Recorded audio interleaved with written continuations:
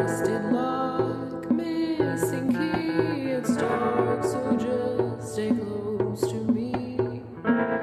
Stick to the neon shadows. Stick to the neon shadows.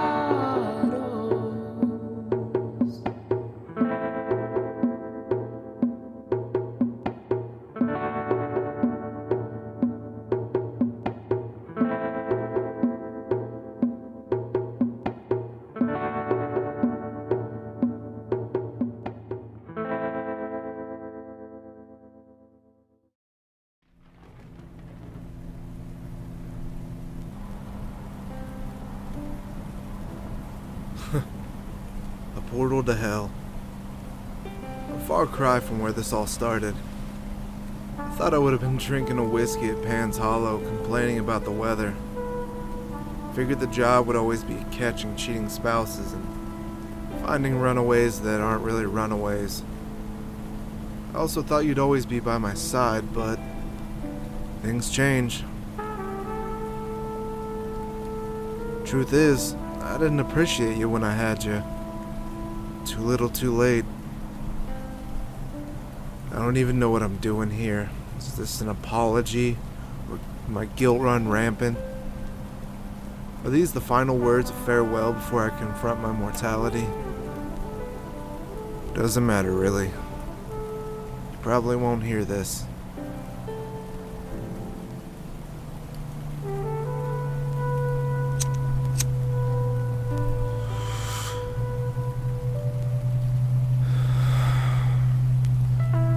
Must be full of nerves if I'm smoking again. I guess the end is a poor place to start a story, so let's go back to the beginning. Before we met, and before you took off to leave me in this hell on earth.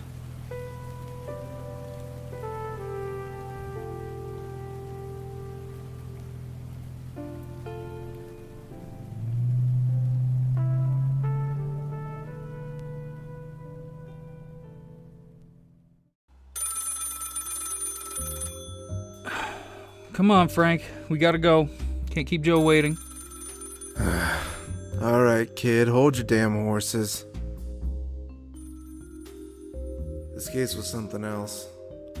A bored housewife trying to keep her infidelity secret. The victim was her lover. A side piece standing in stark contrast to the lie she lived with her husband.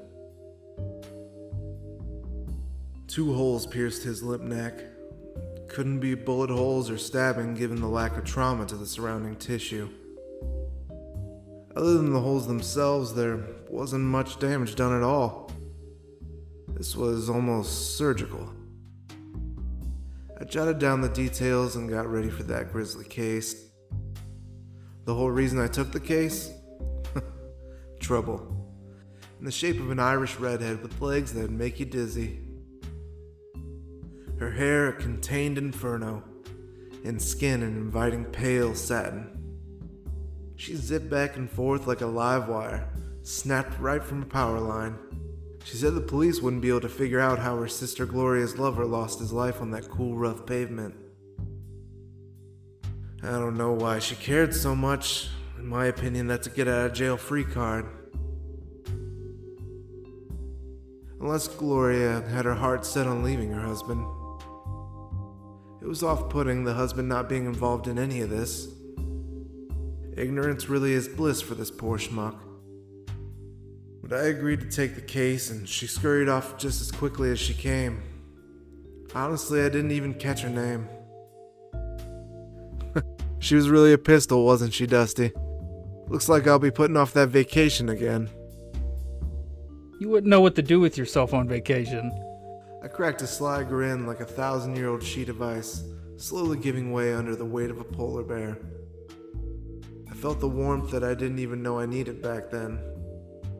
Guess you could say I liked the thought that somebody knew me well enough to make an assumption like that. Of course, I could never say something like that to the kid. Don't want him thinking I'm soft.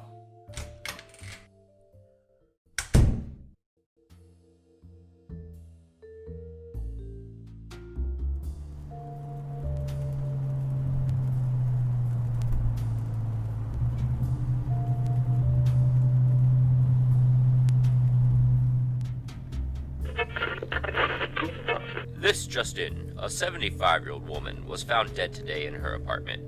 Police say there were unidentified markings on her neck, and foul play is assumed.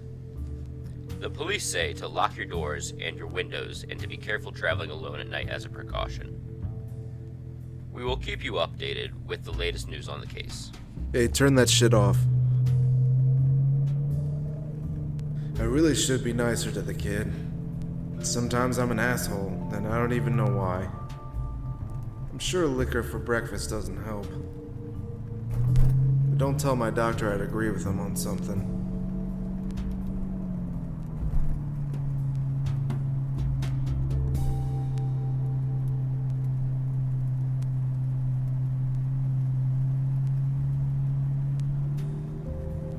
Just pull up right here, kid.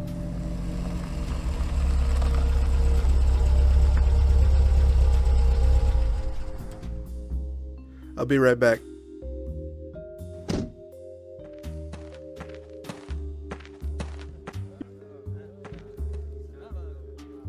Cold one tonight, eh, boys? Hell yeah, man, it's freezing out here. Haven't seen you around much lately. Oh yeah, weren't you going on vacation? Do you even know how to vacation? What, you two? Everybody thinks they know me around here, don't they? Well, you know how it is. Best laid plans of mice and men often go astray. Fuck if that ain't the truth. You can go ahead. Joe's up there.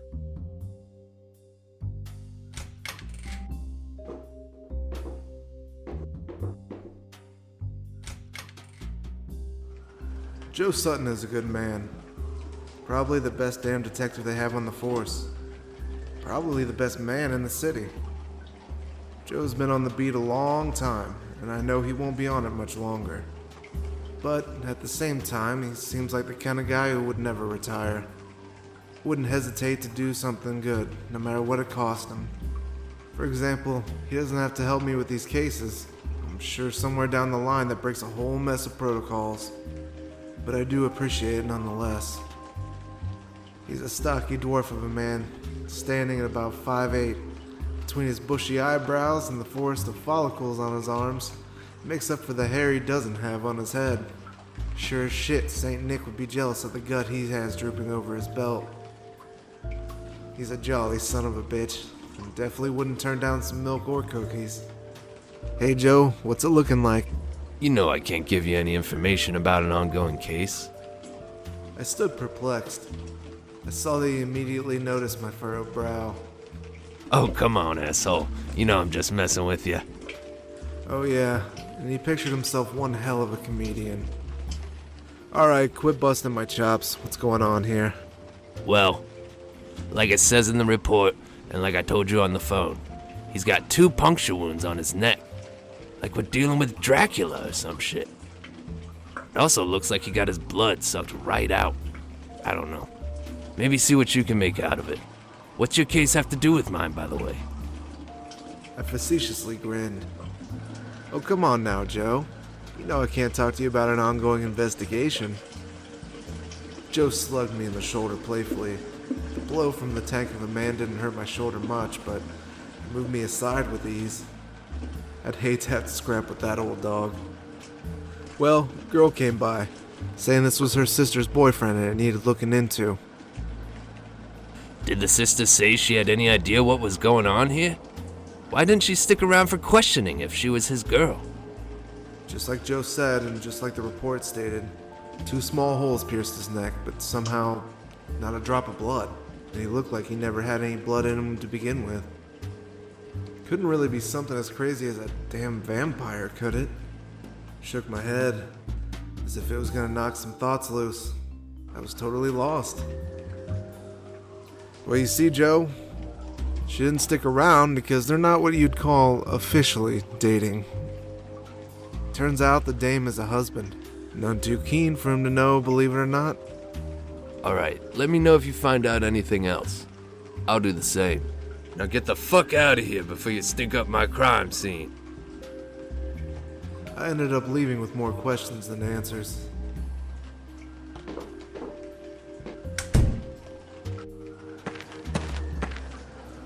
Okay, kid. Back to the office. I think we're gonna call it a night. Okay, how's Joe? Did you find anything useful at the scene? I got some things to think about. My blood started to boil again. Not the kid's fault, though.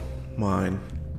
So I formed all of the bubbling anger into a slightly irritated sigh, figuring that was the best I could do to suppress my emotions. Joe's fine. I didn't find anything good at the scene, and the body was just the way it was described to me. Unfortunately, found nothing that's gonna break this case just yet. That is, unless you know anybody who thinks they're a fucking vampire. What? I know he had puncture wounds on his neck, but why would it be a vampire? Weirdest thing. Turns out the body's almost entirely drained of blood. Not even a hint of it at the scene. Ugh, that's just sick. The whole world's sick, kid. A tattered page out of a diary was found next to the body of 75-year-old Martha Quinn. Police assume the killer left it there on purpose, as if to tell a story. Our sources claimed that this is how the page read. It used to make me mad when I would hear someone complain about a so-called problem. What do they know of actual pain? In a weird way, I think I was hoping that I would find someone as broken as me. At least then I would be able to relate, to not feel like a freak. I know I will never belong. How can I? In reality, I would probably have more in common with a monster. The anger and the fear that we are not to be cherished, but used until we don't work anymore. I wonder if I would even have the courage to do anything about it, about my life, my pain. What a horrific note to be left at such a grisly scene. Our hearts are with poor Martha and her family. I told you to turn that shit off. Sorry, Frank. I had enough to worry about. I didn't need any thoughts of the last brutal moments in a poor old lady's life. I needed to keep my brain on this case. Of course, it wasn't just the news or my own case. There's other thoughts that crept into my mind. Like the woman who came petitioning my help. Be worth solving the case just to see her again. Actually, kid, why don't you drop me off at Pan's Hollow? I need a drink. You got it. I wonder who the hell could do something so awful, hurting that old lady? A monster.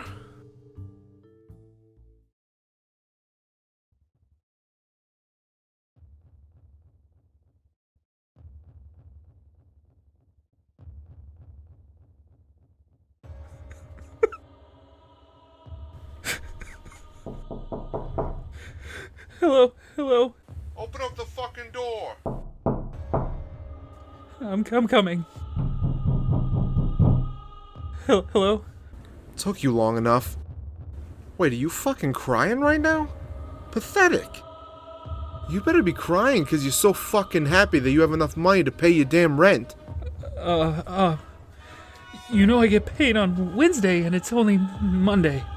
I don't give a fuck when you get paid. What I give a fuck about is you paying your rent on the first of the month. I don't care if it's 3 in the morning or 5 in the fucking afternoon. I want my goddamn money on the first. What the fuck do you do in here all damn day anyways? I never see you leave. I never see anybody else come in. I don't really have any family or... Who the fuck would be your friend? Anyways, you weird little goblin, I want paid tomorrow, or your ass is out on the street. But I said tomorrow, freak!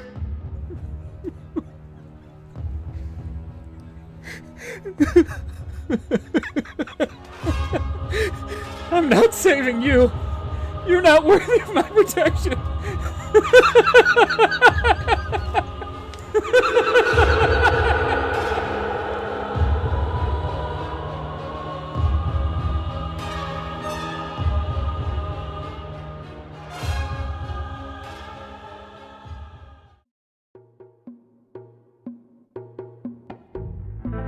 Well, thanks for stopping by, stranger. Hope you enjoyed yourself. If you're looking for more Neon Shadows, you can visit the Neon Shadows Speakeasy on Facebook or Neon Shadows Pod on Twitter and Instagram.